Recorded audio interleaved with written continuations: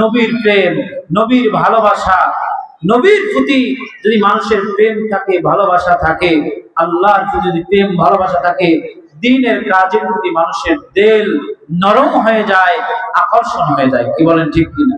সম্মানিত হাজিরিন, আল্লাহ সুবহানাহু ওয়া তাআলা বলেন, কুল ইন কুনতুম তুহিব্বুনাল্লাহ। আল্লাহ রাব্বুল আলামিন বলতেছেন, হে রাসূল আপনি বলে দিন, কুল, হে নবী আপনি বলে দিন, ইন কুনতুম তুহিব্বুনাল্লাহ, তোমরা যদি আমার ভালোবাসা পেতে চাও। বলেন না সুবহানাল্লাহ। কার ভালোবাসা? কার ভালোবাসা? ফাত্তাবিউনি ইউহিব্বুকুমুল্লাহ। তোমরা যদি আমাকে ভালোবাসতে চাও, আমার ভালোবাসা পেতে চাও, তাহলে ফাত্তাবিউনি, তোমরা আমার কাছে আসো। কার কাছে? নবীর ইত্তেবা করো, নবীর অনুসরণ করো, নবীর সুন্নাত মানো, নবীকে ভালোবাসো। সুবহানাল্লাহ বলেন।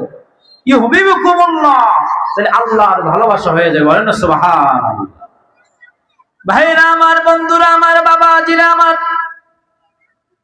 আল্লাহ রাব্বুল আলামিন এইটুকু বলেই ক্ষান্ত হন নাই। আল্লাহ রাব্বুল আলামিন বলে দিলেন, ফাত্তাবিউনি ইউহিব্বুকুমুল্লাহু ওয়া ইয়াগফির লাকুম যুনুবাকুম ওয়াল্লাহু গফুরুর রহিম।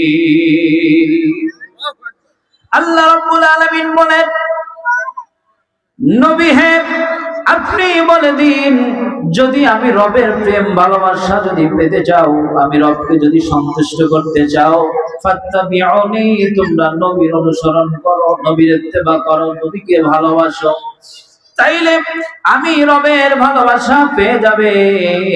আমি রব তোমার প্রতি রাজি হয়ে যাব, খুশি হয়ে যাবে। এখানেই শেষ নয়, আমার ভালোবাসা হয়ে যাবে, আমি তোমার জীবনের গুনাহগুলি মাফ করে দেব। সুবহানাল্লাহ বলে।